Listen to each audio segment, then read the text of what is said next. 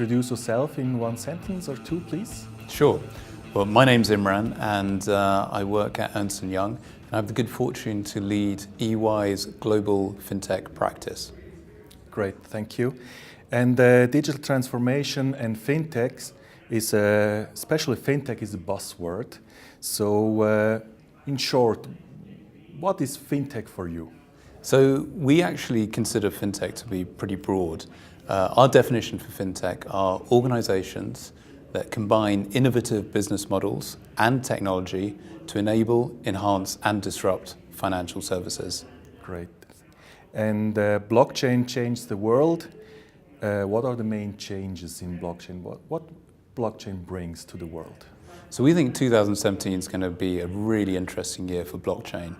Primarily because if in 2015 the technology was built and proven, 2016 was a year when many of the large financial institutions got together with a whole host of really interesting cutting-edge blockchain companies to really develop use cases and proof of concepts, sometimes on their own, sometimes in consortia.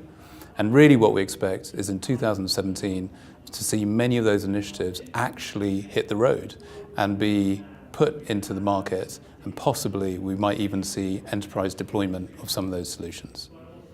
And what EY brings to the blockchain? What can you serve?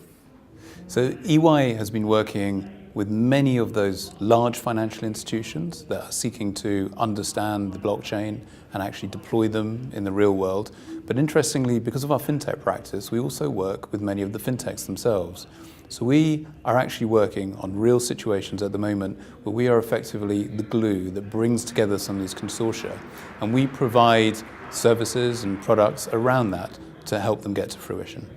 And what are the main challenges for 27? What you mean? So I think there are two big challenges on the horizon for 2017. From a FinTech perspective, we need to ensure that capital still flows into the sector. Last year, almost $15 billion was invested into the sector, and we expect a similar amount to occur again. But there's a really critical stage for European FinTechs, which is at that 10 to 15 million raise level.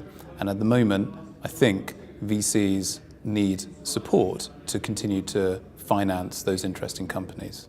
Okay. Speaking about finally about Switzerland, what do you feel seeing in your position which you are? What do you feel is blockchain in Switzerland? Is this important can Switzerland give something to blockchain? Sure, I'm actually very excited about where Switzerland is. On the one hand, Switzerland does have good talent here that really understands deep technology. I mean, it's no coincidence that actually the World Wide Web was conceived and developed in CERN in Switzerland, and Google's largest non-US office was actually created in Zurich over 10 years ago. But EY has actually done some really interesting work on this space. We conducted a global survey of digital nations, and we found that Switzerland actually scored in the top 10 globally and in the top 5 within Europe, because the consumers are very digitally savvy and very well connected.